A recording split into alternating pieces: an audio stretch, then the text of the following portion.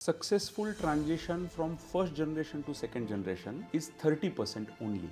India is a cost conscious market और बियानी जी इस चीज़ को बहुत अच्छे से समझते हैं मेरे हिसाब से, और उन्होंने बिल्कुल नस पे हाथ रख दिया भारत के आम नागरिक की। यानी अगर आज आपने कुछ बिजनेस चालू किया है तो आप समझ लो कि अगले जनरेशन तक पहुंचाने के चांसेस सिर्फ 30% है। ग्रैंड चिल्ड्रन तक पहुंचने का चांस सिर्फ 10% है। हमारी फौज की भाषा में बोलूँ, आपने असला बारूद ट्रुप्स सब इकट्ठा कर लिए और पता चला आप चल बसे। अगर आप फैमिली मेंबर को नहीं देना चाहते हो फॉर सम रीजन, या फैमिली मेंबर लेने को तैयार नहीं है, तो alternative is you create some management. ज़्यादातर बिजनेस ओनर्स क्या चाहते हैं कि हमको कोई रेंटल प्रॉपर्टी मिल जाए जिससे अच्छा रेंट आए, जिसमें हमको बहुत कुछ ना करना पड़े, हम वन टाइम इन्वेस्टमेंट कर देंगे, हमको कोई प्रॉब्लम नहीं है। आप आज खुदा हो, लेकिन आपने अगले खुदा को बनाने के लिए प्रयास चालू किए हैं क्या? 8 out of 10 right now business owning families don't have successors.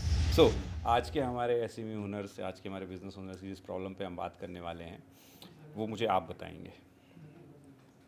Okay, मेरा मानना ऐसा है, अगर प्रॉब्लम की बात करें तो सबसे बड़ा प्रॉब्लम अगर कोई बिजनेस ओनर को होना चाहिए तो वो ग्रोथ नहीं होना चाहिए, वो वेल्थ होना चाहिए। वाई? जो बिजनेस में हम energy, time, focus, compromises, sacrifices दे रहे हैं, उसका पर्पस सिर्फ एक self engagement, self employment, self profession है, या फिर सही में उस बिजनेस से कुछ वेल्थ जनरेट हो रहा है जो आपके लिए और आपके आने वाले जनरेशन्स के लिए काम आ सकता है। ये जो क्वेश्चन है, ये हर बिजनेस ओनर ने सोचना आज इतना इम्पोर्टेंट हो चुका है, बिकॉज इंडिया में स्पेशली हम बहुत सारे ट्रेडिशनल फैमिली बिजनेस एनवायरनमेंट में पले हुए हैं। राइट। तो आप देखोगे कि हर 5 में से 4 बिजनेसेस ये प्रमोटर ड्रिवन बिजनेसेस है आज भी इंडिया में। फैक्ट है। They are not managed professionally, and Correct. Promoters and founders and business operators are one and the same set of people. हाँ, वन मैन शो चलता है। वन मैन शो और one family show. Correct. तो जब इतना investment उस business में हो रहा है, पर्सनल भी, करेक्ट। तो सही में उस बिजनेस का आउटकम हम अपने लिए और अपने जनरेशन के लिए कर रहे हैं क्या? What do you mean by that? Can you give me an example? Sure. India का सर्वे ये बोल रहा है आज, successful transition from first generation to second generation is 30% only. Which means अगर आज 100 लोग फैमिली बिजनेस में इन्वॉल्व है,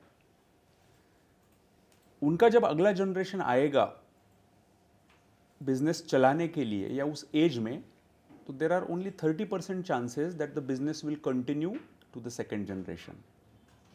this is the survey. Okay. And the shocking fact is, come to third generation the ratio goes down drastically to 10%। Out of 100? Out of 100। यानी अगर आज आपने कुछ बिजनेस चालू किया है तो आप समझ लो कि अगले जनरेशन तक पहुंचाने के चांसेस सिर्फ 30% है, और आपके पोते तक, ग्रैंड चिल्ड्रन तक पहुंचने का चांस सिर्फ 10% है। तो जो एक्टिविटी के लिए आपने दिन रात एक किया, खून पसीना एक किया, इतने सारे पर्सनल कॉम्प्रोमाइजेस किए ओवर 20, 25, 30, 40 ईयर्स, उन सब का जो रिटर्न है, करेक्ट, वो आप तो नहीं ले पाते हो पूरा, बिकॉज आपने तो बिल्ड किया है। Correct. And builder don't enjoy. Correct. तो सही में वो ट्रांसफर हो रहा है क्या अगले जनरेशन को, जो सही में उसको एंजॉय करने के कैपेसिटी में होते हैं? तो the answer is only 1/3 success rate. So the biggest problem in my observation right now in India is transition from first generation to the second generation okay. of the business. Right. And number 2, मैं अभी इसको wealth के साथ भी connect करना बहुत important समझता हूँ, बिकॉज अगर वो बिजनेस वेल्थ नहीं जनरेट कर रहा है, ओके। तो वो बिजनेस हम क्यों कर रहे हैं? ये वेल्थ नहीं जनरेट कर रहा है, इसको थोड़ा डिफाइन करेंगे आप? Wow. So there is a difference between income and wealth. What is this? What is the difference? Income is for your current needs. Correct. Correct. Meaning आज हमारे जो भी नीड्स है, हमारे जो भी एस्पिरेशंस है, उसको फुलफिल करने का काम हमारा इनकम करता है। Correct. Wealth is for your tomorrow. Okay. So income is for present, wealth is for future. Is a clear differentiation. Right. Income से हम बहुत अच्छा रह सकते हैं आज, लेकिन वेल्थ से हमारा अगला जनरेशन भी बहुत अच्छी तरीके से रह सकता है. इनकम तब तक ही हमें सपोर्ट करेगा जब तक हम एक्टिव है. राइट. वेल्थ हमें तब सपोर्ट करेगा जब हम एक्टिव नहीं रहते हुए भी उसको एंजॉय करना चाहते हैं. तो ये बिजनेस में वेल्थ क्रिएशन कैसे होता है? फैंटास्टिक. अगर बिजनेस को आपने like an income generating machine के जैसे देखा, करेक्ट. तो it will give you returns as long as you are active in the business. Correct. तो वो प्योरली इनकम कैटेगरी में जाएगा. करेक्ट. वेल्थ कब बनेगा कि बिजनेस इस तरीके से डेवलप किया गया है कि जिससे आप जब एब्सेंट भी होते हो तो भी बिजनेस अपना इनकम जनरेशन का काम चालू रख रहा है. ऑटोमेशन पे चल रहा है. ऑटोमेट हो, without you it is running as good as you were present. Number one. Okay. Then it is really generating wealth, because अभी आपका एक्टिव इन्वॉल्वमेंट उसमें नहीं रहा है, जो जनरली इनकम जनरेशन के लिए बहुत इंपॉर्टेंट है. So what are you saying कि असेट सिंपल सा रिच डैड पुअर डैड की जो थ्योरी है Perfect. कि it's a asset, then it is only asset, otherwise it's a liability. It is liability, or in fact, it is a consumption of your energy, time, focus, and so many compromises. Correct. तो ये clear connection हम बैठाना चाहते हैं business owners के mindset में कि आप बिजनेस को, जैसे आपने टर्म यूज किया, is it really an asset which is going to generate wealth for you and your future generation, correct. और it is simply a machine which has a very finite life. Correct. जब तक आप active हो तब तक business active है. हाँ. जैसे आप सेमी एक्टिव या नॉन एक्टिव हो जाओगे, वो मशीन भी स्लोली स्लोली डाई डाउन होना चालू हो जाएगा. Then it is purely a form of self employment correct. Then an asset.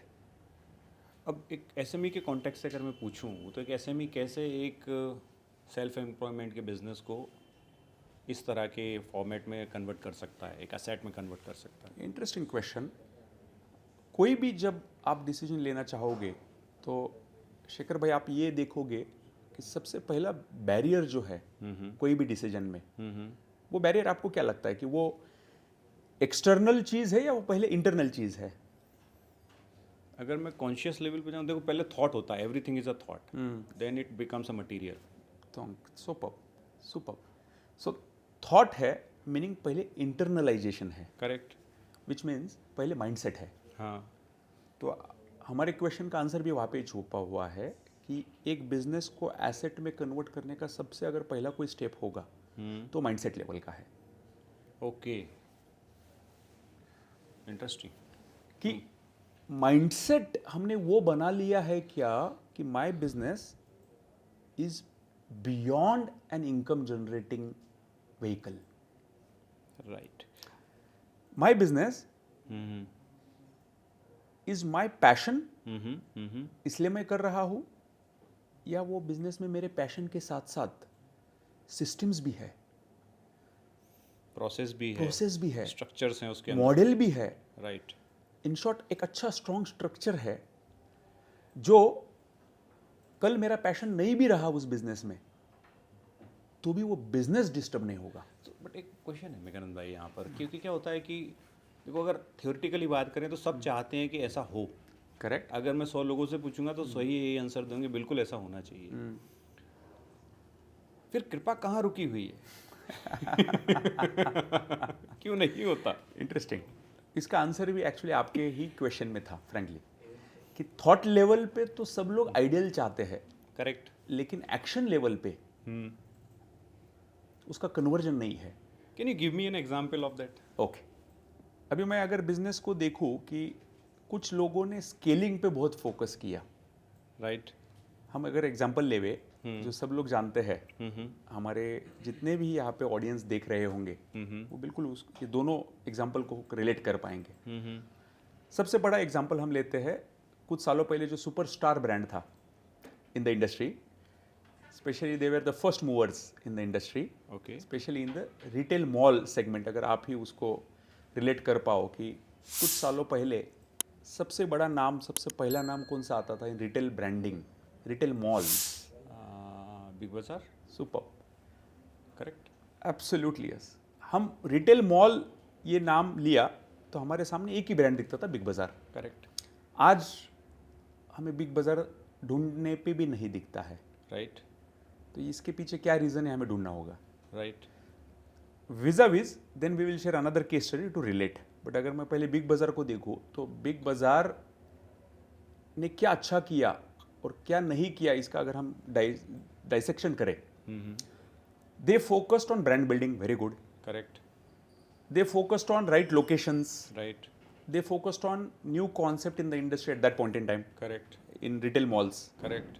So this things were fantastic, Correct. जो हर बिजनेस को करनी चाहिए। Correct. Where they missed in focusing only on scale. Okay. Meaning आप देखोगे एक समय ऐसा था कि आज एक बिग बाजार एक एरिया में है, कल आपको इमीडिएटली अगले साल 4 एरियाज में दिखना चालू हो जाएगा। एक सिटी में था, वो 4 सिटी में दिखना चालू हो जाएगा। So scale was their focus, right. That is also okay. Okay. But missing factor क्या था, स्केल के साथ systems, governance, management, decision making का प्रोसेस, जो सो इंपॉर्टेंट है for a business to decide whether this is a right move for the business और not, ये missing था। So the decision was only for scale.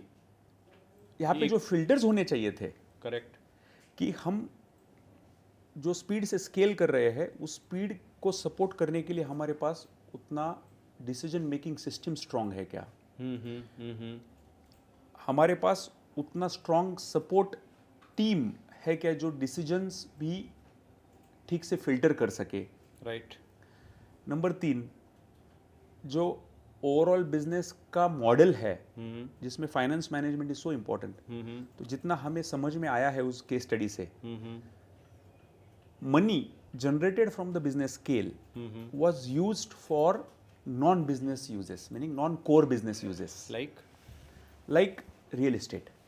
अच्छा। So the business model was retail. Correct. So the focus should have been on the expansion of my core business, which is retail spaces. Correct. Correct? But the money was diverted or invested in real estate, जहाँ से कोई cash flow है ही नहीं। Immediate cash flow है नहीं। Correct. तो business model के कुछ जो फ्लॉज होते हैं, करेक्ट, उस पर ध्यान नहीं दिया गया। ये सर जो आपने बात बोली है ना, आज की डेट में 100 में से 90 MSME ओनर, बिजनेस ओनर एक ही काम कर रहे हैं, धंधे से पैसा निकालते हैं और प्लॉट में, घर में, प्रॉपर्टी में डाल देते हैं without understanding the consequences. Absolutely right. So Shekhar भाई, इसके पीछे एक रीज़न भी है, हम उनको पूरा 100% ब्लेम भी नहीं करेंगे। क्योंकि सही में पिछले 10, 15, 20 सालों में ये डिसीजन शायद उनका अच्छा रहा। करेक्ट। क्योंकि रियल एस्टेट में उतना एप्रिसिएशन हुआ, but the conditions were very different, number 1 eight that point in time विज़ today.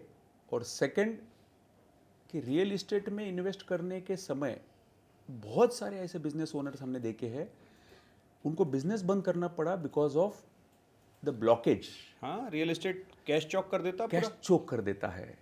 तो वो राइट टाइमली जब आपको एग्जिट चाहिए रियल एस्टेट में, वो आपके हाथ में नहीं होता है बहुत बार। हाथ में नहीं होता है, बिल्कुल नहीं होता। और बिजनेस तो रुक नहीं सकता है without money, because it's a life blood. Correct. तो अगर जब चाहिए, अगर उसको तब वो ब्लड नहीं मिलता है सर्कुलेशन के लिए, तो बिजनेस तो नहीं चल पाएगा।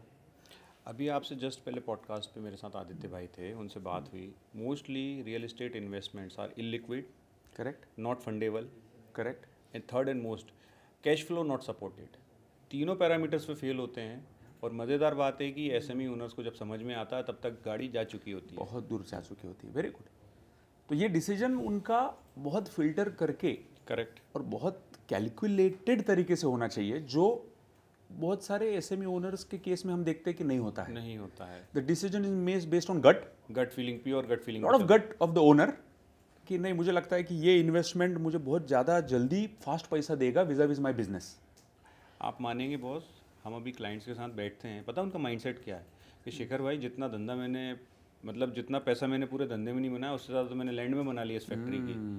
उनका माइंडसेट तो अब क्या हो गया, ये हो गया है कि धंधा तो जो है ना साइड है, मेन बिजनेस तो अपना रियल एस्टेट है। तो ये जो माइंडसेट है ना, यही बिजनेस को किल कर रहा है। और वही हमने देखा in the case study that we discussed. Correct. Precisely same problem. ठीक है। और ये तो हम सेलिब्रेटेड केस स्टडी है इसलिए सबको मालूम है, लेकिन you and me see this cases in every day sir, every day देख रहे हैं आप और मैं। 6 out of 10 6 out of 10 बिल्कुल। SME owners are taking this route. Correct.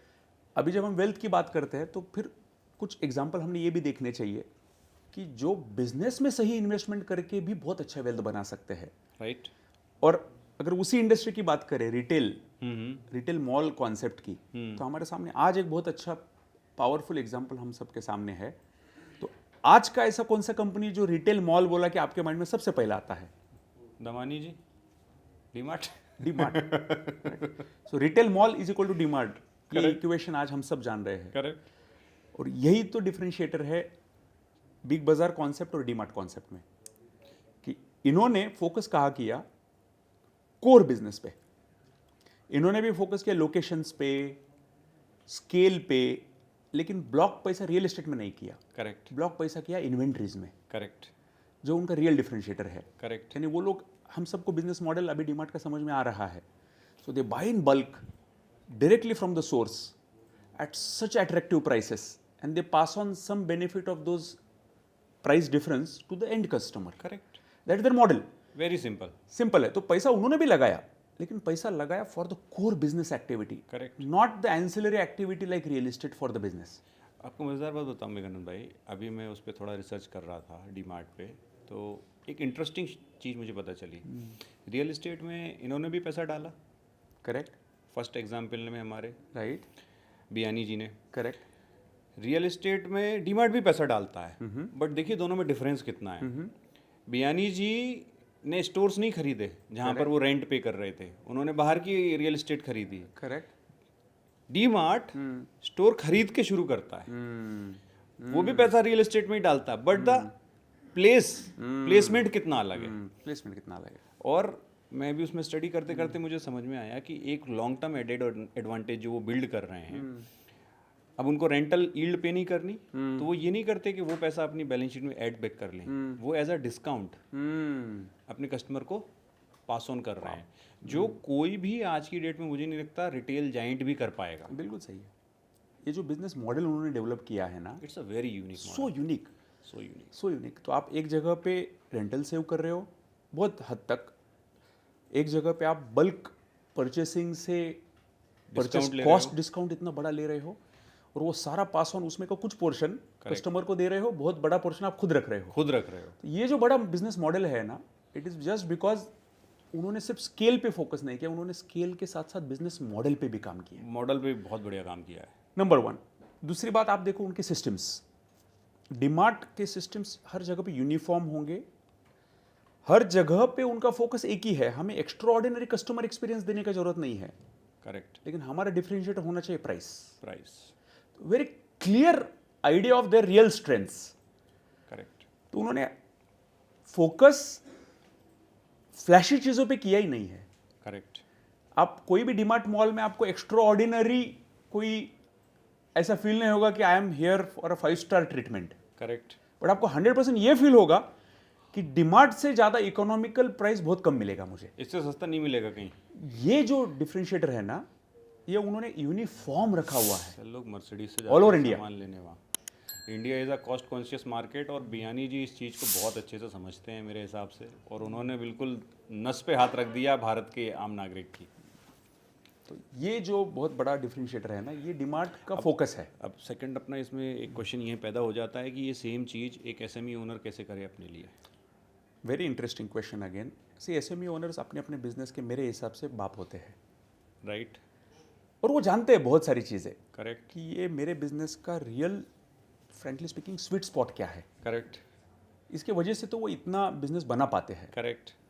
However, the problem in my opinion comes when they dilute. Means What matters in the business पे जो focus है वो हटके what may or may not matter ऐसे चीज़ों पे जब जाना चालू हो जाता है।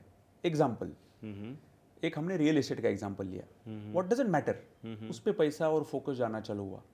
Second, too much diversification in such a short span of time. just because it is trending. Hmm Second. Third,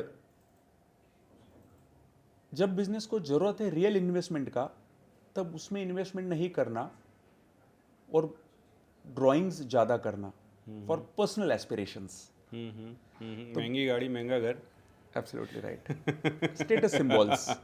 तो जब जरूरत था एक्चुअल बिजनेस में इन्वेस्ट करने का, तब उस पर फोकस नहीं करते हुए मैंने फोकस किया मेरे पर्सनल लाइफस्टाइल पे. Correct. Third problem what we observe. And fourth and most important problem is everything I am the god in the business. Yes. तो आई एम द गॉड जो फिलोसॉफी है ना, वो कुछ साल तक बहुत अच्छा रहता है फॉर अ बिजनेस. या आप और हम देखते हैं because we are running our own businesses. तो we know the passion and the energy that we can give possibly others can not. Correct. But that is applicable only for few years. Correct. अगर वो life time phenomena बन जाए, हम्म. तो मैंने क्या कर दिया, मैंने पूरा बिजनेस का सेंट्रल कोर हब मैं खुद बन गया. Which means only asset in my business is my self. Correct. And I am ageing. Correct. My passion is also may dilute तो डाइल्यूट होगा टाइम के ओवर साथ. The time. तो क्या हुआ, जो बिजनेस का एसेट आप हो और आपका ही एसेट वैल्यू कम हो रहा है, मैंने से asset value means your passion and your energy, automatically it is going to impact your business directly. Directly impact करेगा. तो ये जो समझ है कि मेरा भी एक एक्सपायरी डेट है इन माई बिजनेस, ये जितने जल्दी आएगा. Interesting, very interesting. अब एक सवाल है इसमें बहुत सिंपल सा. ये तो हमने बात कर ली समस्या क्या है. अब सवाल ये है कि समाधान क्या है. तो आप मुझे कोई एक कुछ पॉइंटर्स बताइए कि ये स्टेप्स फॉलो करके कोई भी बिजनेसमैन अपने लिए वेल्थ भी बिल्ड कर सकता है, साइमल्टेनियसली स्केल भी कर सकता है. Very good. आज तो हमारे सामने बहुत सारे एग्जाम्पल है. तो क्योंकि जब भी वेल्थ की बात आती है तो हमारे सामने ऐसे कुछ एग्जाम्पल्स है जिन्होंने 10 साल 20 साल में जितना वेल्थ बनाया है, वो वेल्थ 100 साल में भी बड़े बड़े बिजनेस हाउसेस नहीं बना रहे हैं. लाइक एग्जाम्पल लेते हैं हम लोग. आपके रिसेंट कोई स्टार्टअप्स आपके माइंड में आ रहे हैं जो लिस्ट हुए हैं recently on public platforms? Zomato list हुआ है अभी रिसेंटली. ओके, जोमेटो हुआ, नाइका हुआ, हाँ. करेक्ट. लेंसकट हुआ रिसेंटली. करेक्ट. उसके बीच में अभी मेशो हुआ रिसेंटली. उसके पहले if I remember well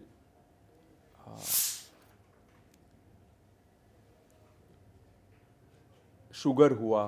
correct. Sugar cosmetics है. पर ये जो सारे एग्जांपल्स हमारे सामने आ रहे हैं, आप अगर उनका लाइफ स्पैन देखो तो फाउंडर जो था या बिजनेस ओनर जो था, उसने अपने बिजनेस को कभी भी इस एंगल से नहीं देखा कि I am going to run this business for my life. Correct. उन्होंने वो बिजनेस को एक व्हीकल की जैसे देखा, एक एसेट की जैसे देखा.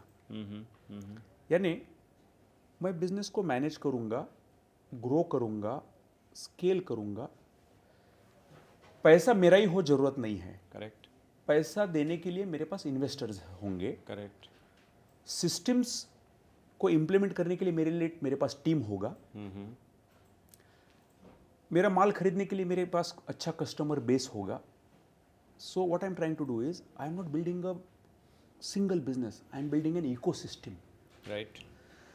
तो जब एक बिजनेस ओनर एक इकोसिस्टम की तरह अपने बिजनेस को देखता है, राइट, तब आप देखोगे कि वो रियल वेल्थ क्रिएट कर रहा है फॉर खुद के लिए भी और पूरे इकोसिस्टम के प्लेयर के लिए भी. एग्जांपल, ये जो कंपनीज लिस्ट हुए हैं, ये लिस्टिंग का जो भी वैल्यूएशन उनको मिला है, इसका मतलब जितने जितने स्टेक होल्डर इन्वॉल्व थे उस बिजनेस के ओनरशिप में, सबको फायदा हुआ है, इंक्लूडिंग द फाउंडर. एक क्वेश्चन है सर, देखो ये it is very easy said then done. Okay. Correct. वही कृपा कहाँ रुकी हुई बात आ जाती है वहाँ पर. आपने शुरू में बात करी थी माइंडसेट की, मैं एग्री करता हूँ उस बात से. बट मैं एसएमईज़ के एक कॉन्टेक्स्ट को बताता हूँ जो शायद आप रिलेट कर पाओगे. इंडिया में टियर 2, टियर 3, टियर 4, यानी इंदौर से जैसे छोटे शहर हैं, जैसे इंदौर के पास देवास है, करेक्ट, है ना, मंदसौर है, सोन. अब इन शहरों में बहुत वेल्थ है. वेल्थ किस तरह से? वेल्थ इस तरह से है कि कोई का फादर कोई XYZ बिजनेस करते थे, उन्होंने अपने लिए बहुत खर्चे होते नहीं थे, तो वो ऑब्वियस सी बात है इन्वेस्टमेंट होते रहे, जिससे उनका बहुत सारा बड़ा एक चंक रियल एस्टेट या किसी और फॉर्म में कन्वर्ट होकर तैयार हो गया है. Right. Now tier 2, tier 3, tier 4 शहर के बिजनेस ओनर्स में ज़्यादातर की प्रॉब्लम क्या है कि उनके पास बहुत ज़्यादा असेट हैवी हैं, बट वो इलिक्विड असेट्स हैं या नॉन इनकम जनरेटिंग असेट्स हैं। करेक्ट, या जैसे कि उनके पास 100 करोड़ की लैंड है, उनका कहना है 100 करोड़, बट अगर आज वो सेल करने जाएंगे तो हो सकता है 50 करोड़ भी ना आए, करेक्ट, ये आए जब चाहिए तब नहीं आए। तब नहीं आए, है ना। तो कैश फ्लो भी नहीं है, लिक्विडिटी भी नहीं है। इस तरह के बिजनेसेस में जहाँ उनके पास मार्केट बहुत लिमिटेड है ना, या ये कह लो कि वो उस मार्केट में ही काम करना चाहते हैं, उससे बहुत ज़्यादा आगे नहीं जाना चाहते, बट इस तरह की वेल्थ बहुत है, बिल्कुल, उनको क्या करना चाहिए? Again very practical and real situation that you have really raised. So all over India में अगर आप देखोगे ना, तो ऐसे बहुत बहुत डीप पॉकेट्स में अपने बिजनेसेस बैठे हुए हैं, correct, remotest part of India में। आज अपॉर्चुनिटी क्यों अच्छा है? Because there are so many investors, institutional investors as well as family investors as well as overseas investors, वो देख रहे हैं कि हमें ऐसे डीप पॉकेट्स में प्रेजेंस रहने वाले कौन से बिजनेसेस है जो अपने अपने लोकल मार्केट को बहुत अच्छा सर्व कर रहे हैं, राइट। उनको वो कंसोलिडेट करना चाहते हैं। तो एक क्वेश्चन है कि वो इन्वेस्टर्स की रिक्वायरमेंट क्या है? इंटरेस्टिंग। अगेन पहला सबसे बड़ा इंपॉर्टेंट रोल है कि ऑफकोर्स जो हर इन्वेस्टर का एक होना था कि बिजनेस मॉडल में दम है क्या, करेक्ट, मीनिंग वो कंसिस्टेंटली अच्छा प्रेजेंस अपने मार्केट सेगमेंट में कर रहा है क्या, ठीक है, पहला। ठीक है, उसके बाद उनका देखना ये होता है, जो शायद एक शॉकिंग फैक्ट जैसा लगेगा हमारे ऑडियंसेस को, क्योंकि हमारे ऑडियंस जो बिजनेस ओनर ऑडियंस होता है, उनको एक प्राइड होता है कि मैं मेरे बिजनेस को ऐसा रन करता हूँ जैसे I am the Amitabh Bachchan in my business. हाँ, करेक्ट, मैं ही सब कुछ हूँ, मैं खुदा हूँ। मैं खुदा हूँ। एग्जैक्टली इन्वेस्टर इसका अपोजिट चाहते हैं। आपके बगैर बिजनेस चलेगा कि नहीं? आप आज खुदा हो, लेकिन आपने अगले खुदा को बनाने के लिए प्रयास चालू किए हैं क्या? इसको मैं ऐड करता हूँ इसमें एक चीज़, इसको बिजनेस ओनर्स समझेंगे बहुत अच्छे से कि ज़्यादातर बिजनेस ओनर्स क्या चाहते हैं कि हमको कोई रेंटल प्रॉपर्टी मिल जाए जिससे अच्छा रेंट आए, जिसमें हमको बहुत कुछ ना करना पड़े, हम वन टाइम इन्वेस्टमेंट कर देंगे, हमको कोई प्रॉब्लम नहीं है। एग्जाम्पल के लिए बैंक्स, तो ज़्यादातर मैंने देखा है बिजनेस ओनर्स जो मेरे क्लाइंट्स में आते हैं वो ये बोलते हैं, शेखर जी कोई बैंक मिल रही हो ना तो आप बताइएगा। अंडरस्टूड। तो मैंने पूछता हूँ इसका पर्पस क्या है, तो उनका कहना ये रहता है कि देखिए वन टाइम पैसा लगेगा, बैंक से बार बार हसल नहीं रहती, एक बार एग्रीमेंट कर लो ऑटोमेटिक रेंट आता रहता है। So they are investor in that property, correct, but actually they are investing in that business जहां उनको एक ऐसा टेनेंट चाहिए कि जो ऑटोमेटिक पे करे, कंप्लायंस भी फॉलो करे, हसल क्रिएट ना करे, लॉन्ग टर्म हो। करेक्ट ना? Correct, absolutely bang. सेम चीज एक जो इन्वेस्टर इनके बिजनेस में पैसा डालेगा वो भी यही ढूंढ रहा है। Very nicely, nice correlation, absolutely right, correct ना? Absolutely right. आज वो जो बैंक देख रहे हैं कि कल मैनेजर भी चेंज हुआ, हाँ, तो बैंक तो नहीं बंद पड़ेगा ना, बैंक तो बंद नहीं पड़ेगा ना, एटलीस्ट मेरा 10-15 साल का जो लॉक इन है, लॉक इन है, वो ठीक रहेगा ना, रहेगा ना। तो मैनेजर डिपेंडेंट हम भी नहीं चाहते हैं। करेक्ट, तो वो फाइनेंशियल इन्वेस्टर भी यही चाहता है कि प्रमोटर डिपेंडेंस बिजनेस ना हो, कम से कम हो, कम से कम हो, या फिर वो स्टेप्स और सिस्टम्स इस तरीके से बन रहे हैं बिजनेस में कि business will continue correct, without the promoter. Correct, So this is another important valuation metrics also many investors use। और थर्ड चीज वो चाहते हैं, आपने मुझे पूछा कि इन्वेस्टर क्या क्या देखना चाहते हैं एक बिजनेस में। Now geography frankly is not a problem, यानी एक इन्वेस्टर आज इंदौर की कंपनी को भी उतना ही वैल्यू देगा जितना कि एक मुंबई के बिजनेस को हो। क्या बात ये रियलिटी है, क्योंकि उसके लिए ultimately business metrics make more sense than the core geography. Okay, वो ये देखना चाहते हैं कि ये बिजनेस के जो सारे मैट्रिक्स है वो स्ट्रांग है क्या, फंडामेंटल स्ट्रांग है क्या। ये जो मैट्रिक्स की आपने बात करी, ये मैट्रिक्स मोटे मोटे क्या होते हैं? 4 से 5 हम देख सकते हैं। जैसे कि सबसे पहला, हम जनरली जो एक बिजनेस कॉन्टेक्स्ट में बात करते हैं, टॉप लाइन। टॉप लाइन का ट्रेंड क्या है और आगे भी वो टॉप लाइन ट्रेंड बना रहने की प्रोबेबिलिटी कितनी है, राइट, मीनिंग रेवेन्यूज। राइट, दूसरा वो देखना चाहते हैं बॉटम लाइन, करेक्ट, कि प्रॉफिटेबिलिटी जो परसेंटेज है वो अबव इंडस्ट्री एवरेज है या बिलो इंडस्ट्री एवरेज है, राइट, और हर इंडस्ट्री के अपने बेंचमार्क थोड़े थोड़े अलग अलग है। करेक्ट, 2 मेन कंपोनेंट हर इन्वेस्टर देखना चाहता है। ठीक है, थर्ड वो देखना चाहता है client base, okay, customer base. तो जितने ज़्यादा रेप्यूटेड कस्टमर्स होंगे उतना एक वैलिडेशन मिल जाता है कि ये बिजनेस के प्रोडक्ट या इसके ऑफरिंग में दम है. Right. That's why best of the customers are buying repeatedly. Correct. 3. Fourth कि रिकरिंग रेवेन्यू कितना है बिजनेस में, ओके. यानी कंसिस्टेंट रेवेन्यू स्ट्रीम्स. राइट. एक इन्वेस्टर चाहता है कि प्रिडिक्टेबल हो बिजनेस का रेवेन्यू, बहुत ज़्यादा उसमें वोलेटिलिटी नहीं हो. Correct. Fourth component business metrics. Then fifth metrics as we discussed dependency on owner. Promoter. जितनी कम हो उतना अच्छा. उतना better from business stand point. और हमारे एसएमई भाई लोग चाहते हैं कि जितना ज़्यादा हम पे डिपेंडेंट हो उतना अच्छा. और फिर वो डिपेंडेंसी नहीं होने के लिए जो फैक्टर्स है, जैसे आपके पास नेक्स्ट इन लाइन लीडरशिप है क्या, करेक्ट. आपके पास सिस्टम्स और प्रोसेसेस ठीक से सेट किए हैं क्या, करेक्ट. आपके पास ऑटोमेशन कितना है बिजनेस में. करेक्ट. ये जो सारे को रिलेटेड फैक्टर्स है वो दर्शाते हैं कि प्रमोटर पे डिपेंडेंसी कितना रहेगा. अब अपन आते हैं मोस्ट इंपॉर्टेंट और क्रूशियल और क्लोजिंग पार्ट पे, एंड दैट इज अगर वो ये सब नहीं करता है तो what is going to miss. Wow. 30% business अगर सिर्फ सक्सेस होते हैं सेकेंड जनरेशन में जाने के लिए, राइट. इट मीन्स 70% जो बिजनेसेस थे शट डाउन होने. शट डाउन हो गए हैं. तो अभी इसका कॉस्ट क्या है? इसका कॉस्ट आप और हम समझ सकते हैं बीइंग बिजनेस ओनर्स. इसका कॉस्ट है आपका 25, 30, 40 साल का खून पसीना, आपके सारे सैक्रिफाइसेस जो इन्वेस्ट हुआ है बिजनेस में, जो पोटेंशियल वेल्थ क्रिएट कर सकता था, वैनिश्ड. मतलब अगर मैं आपकी बात समराइज करूं तो इट इज़ जस्ट लाइक हमारी फौज की भाषा में बोलूं कि आपने जंग की तैयारी कर ली. हाँ. आपने असला, बारूद, ट्रुप्स सब इकट्ठा कर लिए. ओके. और पता चला आप चल बसे, तो उसके बाद वो सामान किसी काम का नहीं रहा, वेस्टेज में चला गया. क्या बात. ठीक है ना. So it is the same thing happening here in businesses कि एक पीढ़ी बहुत मेहनत करके चीज़ों को लेके आती है. करेक्ट. और दूसरी पीढ़ी तय करती है ना जी पापा मैं तो यूएस जा रहा हूँ, मैं तो गूगल में जॉब करूँगा. Absolutely right. आपका बिजनेस जाने और आप जानो. Very true. और ये जो आपने प्रॉब्लम शेयर किया ना, अभी क्योंकि हम रियल लाइफ में बिजनेस ओनर के साथ कंटिन्यूसली डिस्कस करते हैं, you will be shocked because I was shocked personally. 8 out of 10 right now business owning families right. don't have successors really. to run the business beyond themselves. Here in India. ये ratio आज का है, which means मेरे बाद business कौन चलाएगा इसका answer business owner के पास आज रेडी नहीं है, क्योंकि फैमिली मेंबर्स जो है वो करना नहीं चाह रहे हैं बिजनेस को आगे. बट एक क्वेश्चन है boss, why it is necessary कि फैमिली मेंबर को ही दिया जाए. एकदम सही सवाल है ये. आपका सवाल एकदम परफेक्ट है कि क्यों सिर्फ फैमिली को जाना चाहिए. तो उसका आंसर क्या होना चाहिए था? मैं एक एग्जांपल इसमें इस तरह लेता हूँ कि बड़ौदा के एक हीरा व्यापारी हैं, है ना, बड़ौदा के या सूरत के, सॉरी सूरत के हैं. व्हाट दे डिड कि उन्होंने अपनी कंपनी को एक मैनेजमेंट को हैंड ओवर कर दिया, बिकॉज उनके बच्चों को इंटरेस्ट नहीं था उसमें. Perfect.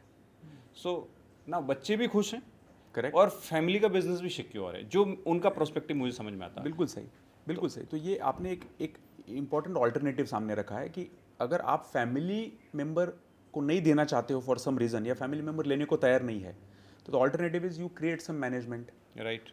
Either you hire few good people from outside, Right. professionalize the business, give them autonomy, give them some ownership stake, जिसकी वजह से वो ओनरशिप लेवे अपने बिजनेस का, करेक्ट. और आगे वो कंटिन्यू रखे, करेक्ट.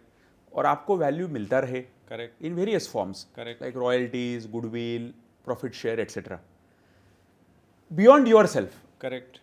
एक ऑप्शन. दूसरा ऑप्शन है कि आप टाइमली एग्जिट ले लो और कुछ अच्छे बड़े फाइनेंशियल इंस्टीट्यूशंस को स्टेक सेल करो. करेक्ट. कोई अच्छे फंड हाउसेस को स्टेक सेल करो. करेक्ट. तो जो भी आपने बनाया है उसका वैल्यू आप अनलॉक करो timely. Correct. Correct. Option 2. Correct. Option 3, आप कोई अच्छे बड़े कॉरपोरेट के साथ मर्ज हो जाओ, राइट. जो आपके इंडस्ट्री के बड़े प्लेयर्स है राइट. या कॉम्प्लीमेंट्री इंडस्ट्री के प्लेयर्स है, राइट. उनके साथ अब अगर आप मर्ज हो जाते हो तो आपको वैल्यू अनलॉक हो जाता है. Third option. Fourth option is finally you don't do anything else and simply destroy your wealth. Which most of are doing. And most of the business owners right now are on that path. उस रास्ते पे चल रहे हैं और उनको पता भी नहीं है. उनको आज रियलाइज भी नहीं हो रहा है कि मैं कितना बड़ा पोटेंशियल वेल्थ डिस्ट्रॉय कर रहा हूँ अनकॉन्शियसली। एक बहुत क्वेश्चन के साथ हम लोग क्लोज करेंगे। एक वन मैसेज अगर आप इन बिजनेस ओनर्स को देना चाहो तो आप क्या दोगे? तो पूरा हमारे जो अभी तक का डिस्कशन का कोर अगर हम देखें तो timely tracking, number one, where is my business going, how is my business going, and third, whether I am the barrier for my own wealth creation. ये क्वेश्चन का आंसर जब बार बार हम सेल्फ रिफ्लेक्शन से ढूंढेंगे तो ये आंसर मिलना चालू हो जाएगा कि एक, I am not creating my business as a potential wealth creating asset, second, I am not creating enough backing कि बिजनेस मेरे बगैर भी ग्रो हो सके, राइट। और थर्ड, अगर मुझे सही में बिजनेस चलाना नहीं है या मेरे फैमिली बिजनेस को भी नहीं चलाना है तो मैं टाइमली कुछ डिसीजन लेके वैल्यू जो ट्रैप्ड है बिजनेस में, राइट, उसको एक्सट्रैक्ट कैसे करूं। करेक्ट। ये एक्सट्रैक्शन वाली बात पे मैं आपको एक चीज़ ऐड करता हूँ कि क्लोजिंग नोट्स ही हैं ये बेसिकली, कि अभी ज़्यादातर इंडिया में बिजनेस प्रोप्राइटरशिप फर्म्स में है। करेक्ट। तो पहला प्रॉब्लम तो यही है कि लीगल फॉर्मेशन ही गलत हो रखा है। ट्रू। आप एग्जिट लोगे कैसे? करेक्ट ना? हाँ, बराबर है आपका पॉइंट। शायद वो लीगल फॉर्म, शेखर भाई, एक बार हम ठीक भी कर सकते हैं as we go. Correct. That is comparatively आज इजी हो गया because of the easier laws correct. Being put in by government. Correct. वो आपको अच्छा चांस दे रहे हैं to convert your proprietorship into LLP, LLP into private limited company. Correct. Correct. लेकिन सबसे पहले डिसीजन तो होना जरूरी है कि करेक्ट। मैं मेरा कंट्रोल छोड़ने को तैयार हो क्या, number one in my business, और नंबर टू, मैं थोड़ा ओपन माइंडेडनेस से अगर देखूं और लॉन्ग टर्म से सोचूं बिजनेस की तरफ, तो ये एक सेल्फ एम्प्लॉयमेंट नहीं है, business is a wealth creation machine. जो आप बोल रहे हैं ना सर, इसका मैं लोगों को डायरेक्टली एक बात बोल दूं, अगर आप टाइमली चेंज नहीं करोगे तो ये मत सोचिए कि कोई नहीं कर रहा है। आपके पड़ोस में, आपके शहर में, आपके स्टेट में, आपके देश में कोई है जो ये कर रहा है, और सूनर और लेटर ही विल ईट यू। वो आपको ख़त्म कर देगा। Business is a survival game, jungle rule पे चलता है ये, fittest will survive.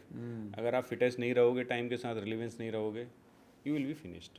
Absolutely right. आज इतने सारे एग्जांपल सब बिजनेस ओनर्स ने देखने चाहिए। उन्होंने सिर्फ एक अगर डेटा ट्रैक किया, मैं रिकमेंड करना चाहूँगा अपने सारे ऑडियंस को, हर बिजनेस ओनर ने एक डेटा एटलीस्ट ट्रैक रखना चाहिए। And what is this? Beyond their business, simply IPOs, number of IPOs, number of IPOs, initial public offers जो हो रहे हैं इंडिया में, अगर उतना भी ट्रैक अगर हर बिजनेस ओनर रखता है कि कौन से इंडस्ट्री में कौन से आईपीओज आ रहे हैं, कौन से वैल्यूएशन पे आ रहे हैं, और उससे कितनी वेल्थ जनरेट हो रही है in the hands of business owners, ये शायद उनको इंस्पायर करे बिजनेस ओनर्स को। आपने दुखती नस पे हाथ रख दिया लोगों की कि ये रूट मेरे लिए भी अवेलेबल है या था, जो हमने कभी सोचा ही नहीं।